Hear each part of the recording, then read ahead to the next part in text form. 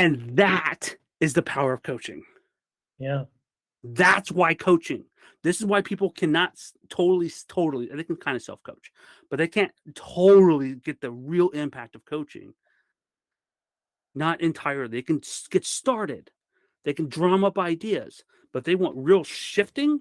You need the presence of another human being, even if it's just their presence. In this clip, KB and I discuss his aha moment in coaching, leadership pitfalls in the military, and the importance of another person's presence in creating personal change. I hope you enjoy the video. One of the things that I did want to know was like what originally got you into coaching?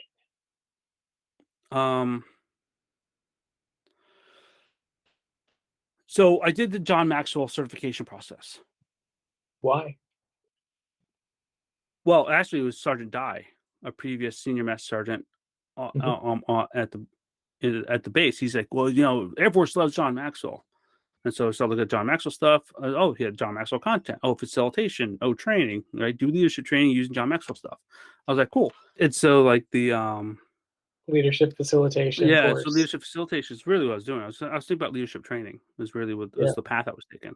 In the Maxwell content, they talk about facilitation, coaching, and speaking. Mm-hmm. Right? Their facilitation is quote training is their version of training, but facilitation, as I learned through their program, is actually an entirely different skill. It's not training; it's facilitation. Mm-hmm. And so, as a skill base, I was like, oh, there's these 3 skills I became aware of. Right? This isn't speaking. Well, I know how to speak. Oh, I don't know how to speak. I thought I knew how to speak. I don't know how to speak. I didn't know what coaching was at all. So going through that process, nobody does. Right? I was like, oh, well, that's interesting. And then going through the facilitation training, I was like, oh, well, that's kind of like group coaching, essentially, now that I know what coaching is. Right? It's driving conversations in a group, not driving, you know what I mean? Not giving answers, not mentoring. Anyway, so on the coaching path, I was there actually when I did my coaching certification just recently, because I had been kind of like, I'll do it eventually, right?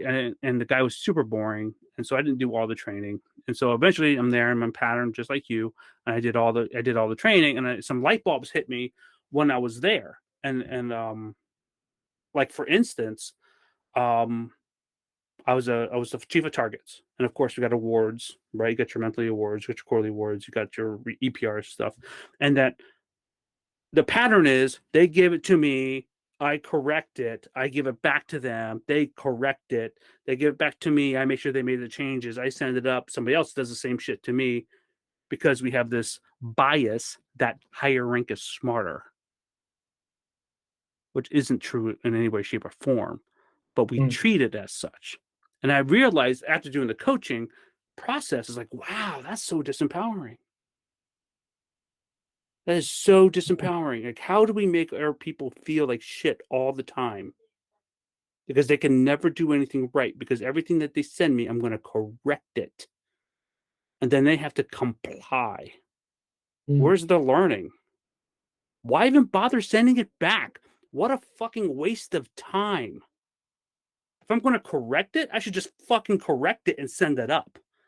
Yeah. Why am I bothering to teach them something? Well, I'm not teaching them anything. I'm just showing them that they're stupid, right? Like I didn't realize how disempowering that whole cultural system is.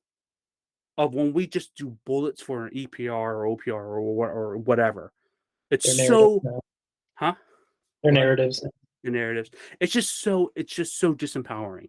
Yeah, because you're not teaching them anything. Nothing. You're not teaching them anything. And so anyway. I got my next one. I started doing it, and I was like, "Oh, full stop. Let me stop the chaos. Let me stop being part of the problem right now." And I was like, "Sergeant, bring up the thing." Goes right on my computer. It's like, "Yes, please. I'm coming to you." And I sat next to him. He brought it up, and I was like, "Read the first bullet." And he read the first bullet. I go, "Now tell me about the first bullet." Well, I did this, and this. Does that what you just said sound like what's in the bullet? He's like, no. I'm like, excellent. What would you change in the bullet? Well, I would probably if this is what I did, then I'll probably change this first part. I go, excellent. Now, according to the structure that I teach you, what would be the result of that? Well, it would be this. And then if that was the result of this, and if we go via the structure What's I'm the teaching you, impact? what is the impact? Well, then Yeah. it's actually this and not that. I was just using funny words. Okay, cool. Now I read the bullet. Oh, how's that sound? Oh, that sounds much better. I go, does that sound like what you did? Is good this? I said, could you improve it? Well, I would like to put in some numbers, fit some numbers in here somewhere. You got some numbers? Oh, yeah, conveniently I do. It's like, cool. Well, tell me about the numbers. Right? And then, like, where would you put those? I'm sitting with my hands in my fucking pocket, asking him questions, and he's up Mhm. there, and just go through all the bullets that way. 15 minutes of time, 1,000 times better product than I, because I'm master sergeant, Yeah. could have come up with, because I wasn't even fucking there. But yet I Yeah. have the audacity to correct their work. That was my Yeah. coaching moment right there. That right there was the moment where I realized what coaching is and all the wrong that I've done in my life. Repeatedly. Mm. And then I sent it up. And of course, the senior's like, well, this is wrong. I don't give a fuck. Send it up. You want to correct it. I was also suffering from PTSD. Whatever, right? Like, side story. But the point is that on my level, my people felt empowered. They learned how to write better bullets because we went through each bullet, and all I had to do is just keep them accountable to the structure I taught them, because I Mhm. knew the structure was the right structure. So less that consulting, they filled in the blanks. And when they got then, a couple rounds later, as they're doing on their people, the products are so much better. And then even as I do the process of sitting down with them, discussing it, they're like, well, I remember what you said last time. And I looked through this thing again, and this is what really happened. And da-da-da. Is there anything you would like to add? Well, yeah, actually, I would like to add.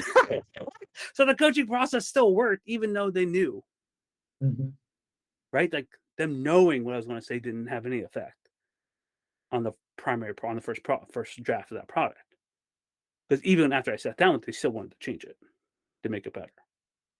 Because Which, new things were realized yeah, while I was you're sitting always there. gonna you're always gonna think of things when you have somebody else looking at it. And that is the power of coaching. Yeah. That's why coaching. This is why people cannot totally, they can kind of self-coach, but they can't totally get the real impact of coaching. Not entirely. They can get started. They can drum up ideas, but they want real shifting. You need the presence of another human being, even if it's just their presence. Yeah. It makes all the difference, 100%. There's something about how our brains are wired where it's Mhm. just somebody else being in the room with you makes a difference. It does. It I does. mean, I mean, you may like a girl. Somebody else being in the room with you might change that. Right. Do you know why? Yeah. No. Yeah. 100%. And so anyway, that was my moment, and that was defined there actually when I understood truly the difference between what I think facilitation coaching is and coaching in practice. And now even today, even recently, right? I realized I was creating a finite game based on the training. Mm. I was creating finite games. And then when you have repeat of customers, you lose your customers with a finite game mentality. And I realized I had to go to an infinite game mentality, which then reforces me to restructure because it's a methodology. Coaching is not fucking random questions, right? There's a sequence of questions to create an unlock. And I've now modified it again, and I'm up to the paper's not here anymore. Anyway, I used Joseph Campbell's The Hero Story. Thanks so much for watching. Don't forget to like and subscribe, and I'll see you on the next one.